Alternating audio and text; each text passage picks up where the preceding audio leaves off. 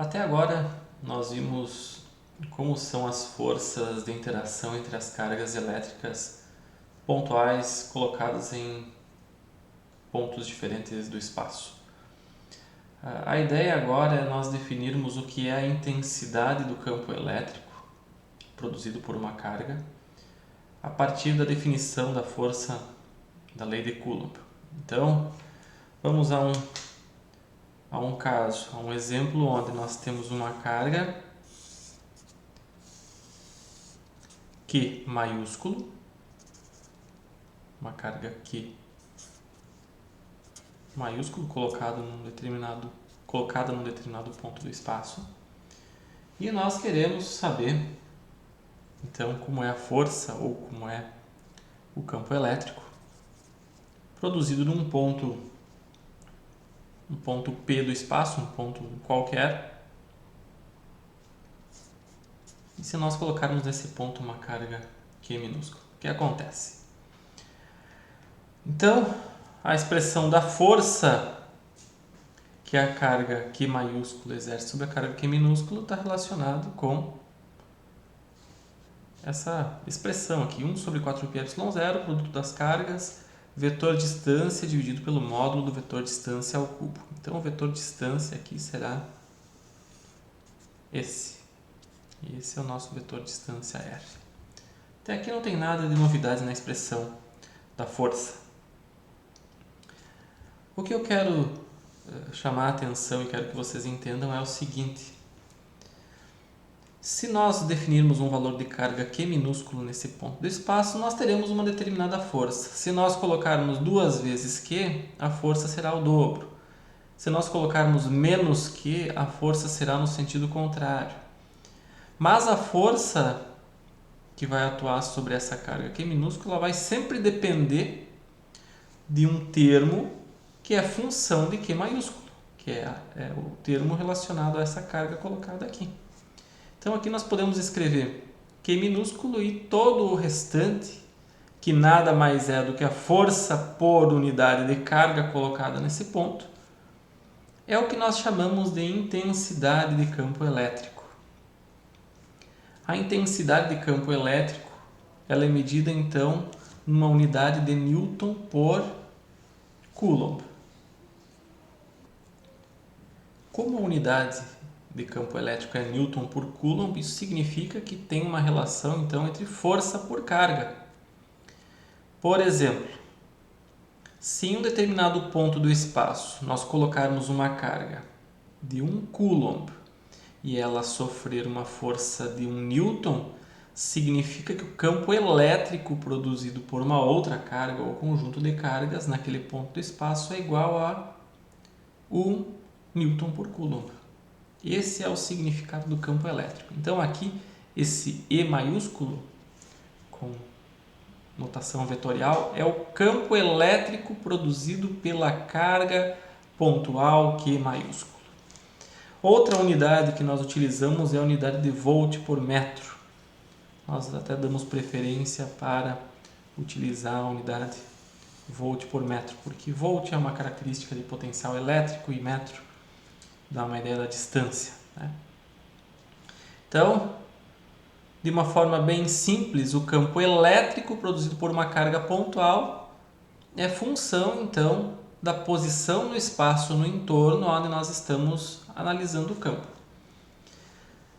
Mais uma vez, semelhança com o campo gravitacional. Nós podemos calcular a força de interação entre dois objetos, por exemplo, entre a Terra e a nossa massa, né? São duas massas que entram no cálculo da força, ou nós podemos dizer que a Terra produz um campo gravitacional que está relacionado à força por unidade de massa colocada numa certa posição no entorno da Terra. Então, a aceleração da gravidade, nós utilizamos o número 9,8 metros por segundo ao quadrado, nada mais é do que o campo gravitacional produzido pela Terra, ou seja, uma força por unidade de massa colocada nas proximidades.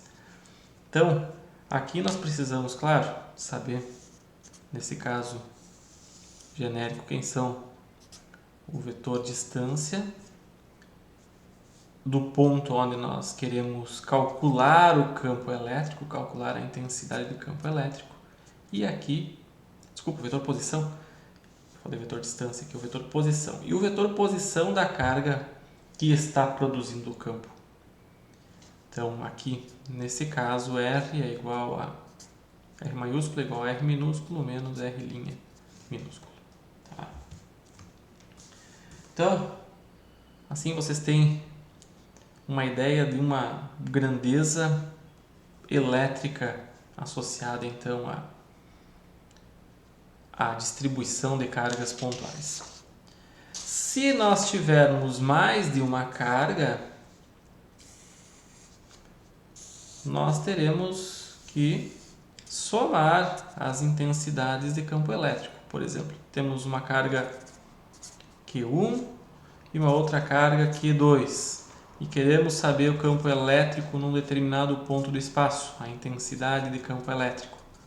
E é nada mais, nada menos do que a soma dos campos elétricos individuais. Então, digamos que aqui tenha um campo elétrico E2 produzido pela carga 2, um campo elétrico E1 produzido pela carga 1. Então, o campo total será a soma vetorial dos dois campos. Então, esse é o campo elétrico E1 mais E2. Não é difícil, tá? Uma vez definida a distribuição de cargas, aqui faltou colocar os eixos, né? Uma vez definida a distribuição de cargas pontuais, se quisermos calcular o campo elétrico num certo ponto do espaço, basta fazer a soma vetorial dos campos. Então, fazendo uma análise de uma maneira separada aqui, o que acontece com o campo elétrico no entorno de cargas pontuais? Por exemplo, no entorno de uma carga positiva. Dada uma certa distância, nós temos, por exemplo, um campo elétrico com uma certa intensidade, que aponta para fora, aponta na direção de se afastar da carga. Se essa distância for igual em qualquer outra direção dessa carga pontual, nós percebemos que a direção do campo elétrico tem uma simetria esférica e ele vai, claro, diminuindo de intensidade com o quadrado da distância. Tá? Então, vejo que quanto mais longe nós estamos de uma carga positiva, mais fraco é o campo e sempre apontando para fora. Então, a carga positiva é uma fonte de linhas de campo elétrico. As linhas de campo elétrico saem de cargas positivas. Cargas negativas têm o comportamento contrário. O campo elétrico produzido por uma carga negativa é na direção da carga. Então, o campo elétrico no entorno de uma carga negativa também tem simetria esférica, no caso de uma carga pontual. Porém, a direção é contrária. E claro, também, em função da distância, tem um decréscimo no valor da intensidade do campo. Então, o campo vai enfraquecendo com o quadrado da distância, né? Então, aqui, o campo elétrico da carga negativa. Então, analisando as cargas de maneira separada, nós temos essa simetria esférica. O que acontece quando nós analisamos essas cargas juntas? Bom, aí nós temos que fazer a soma vetorial em cada um dos pontos. Essa ideia de linhas de campo facilita o entendimento. Então, nós podemos entender esses campos vetoriais esse campo vetorial chamado campo elétrico como possuindo então linhas de campo, ou seja, trajetórias no espaço que definem então como o campo se comporta. Fazendo a sobreposição dos efeitos, se nós tivermos duas cargas, uma positiva e uma negativa próximas uma à outra, nós temos então uma sobreposição dos efeitos, e aqui então nós temos o chamado dipolo elétrico. Por exemplo, no ponto médio aqui entre a carga positiva e negativa, o campo elétrico da carga positiva é saindo, o campo elétrico da carga negativa é chegando. Então aqui o efeito fica amplificado. Nós temos então duas vezes o campo de uma carga pontual. Em qualquer ponto aqui, campo elétrico saindo, campo elétrico chegando, a composição das linhas de campo resulta em algo mais ou menos assim, tá? Nessa direção. E assim por diante. Se nós fizermos todo um diagrama aqui, nós vamos concluir que as linhas de campo elétrico no entorno da carga positiva e no entorno da carga negativa se comportam de tal maneira a dar um efeito de linhas de campo. Então, as linhas de campo tendem a chegar na carga negativa e tendem a sair da carga positiva. Tá? É só fazer a superposição dos efeitos. Então, aqui no centro do dipolo temos a máxima intensidade de campo elétrico. Se nós nos afastarmos muito desse arranjo de duas cargas, nós teremos uma carga total nula e nós não teremos nenhuma percepção de campo elétrico afastado do dipolo. Então, isso que eu quero que vocês percebam é que aqui no centro tem o valor máximo. Se nós olharmos de muito longe, ou seja, como se fosse uma carga pontual, acaba que um termo cancela o outro. Então, as cargas positivas e negativas acabam cancelando os seus efeitos. Se nós tivermos duas cargas positivas, duas cargas iguais, aqui no centro, o campo elétrico produzido por uma carga é contrário ao produzido por outra. Então, no centro de duas cargas de mesmo sinal, positivo, o campo elétrico é nulo.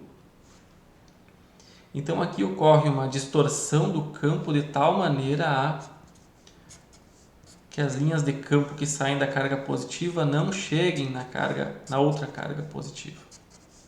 Então o campo elétrico aqui vai se distorcendo de tal maneira as linhas de campo de uma carga não chegarem na outra, tá? Aqui também, mesma coisa. O que acontece se nós olharmos de muito longe? Se nós olharmos de muito longe esse arranjo, nós vamos observar um fenômeno ou um efeito de campo elétrico no entorno, como se fosse de uma carga única de valor 2Q, por exemplo. Se uma carga aqui tem valor Q, o total seria 2Q. Tá? Então aqui as linhas de campo elas formam trajetórias no espaço que não são no sentido de uma carga, das linhas de campo de uma carga irem para outra, mas sim de se afastarem. E aqui no centro, exatamente no centro, no ponto médio, e nessa linha média, o campo elétrico é nulo. Que fenômeno parecido ocorre quando as cargas são negativas?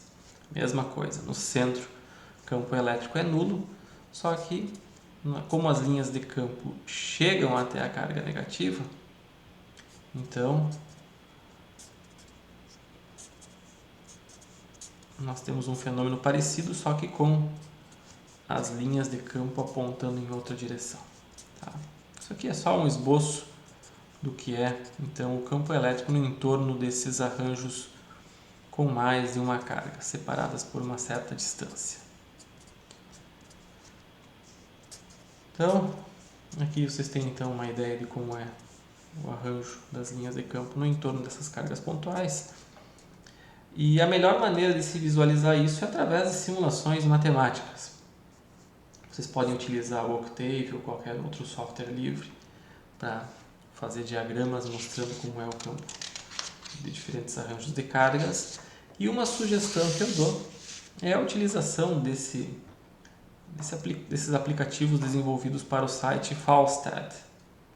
Então, se vocês entrarem no www.falstad.com, vocês podem brincar aqui de alterar as configurações de cargas no espaço e analisarem o que acontece com o campo elétrico, por exemplo. Aqui eu coloquei um dipolo elétrico, coloquei para mostrar as linhas de campo, então além das setas mostrando o campo elétrico, tem as linhas que mostram o que seria então o campo elétrico no entorno desse arranjo desse dipolo. Então aqui nesse site vocês podem testar muitas configurações e acredito que isso facilite muito o entendimento do que é o campo elétrico, do que é a intensidade de campo elétrico. Tá? A seguir eu vou fazer um exemplo numérico de cálculo de campo, mas é um cálculo muito parecido com o já realizado para cálculo da força. Tá? Vocês têm diferentes cargas colocadas no espaço, querem saber o campo num outro ponto, basta fazer a soma dos campos elétricos produzidos individualmente pelas cargas pontuais.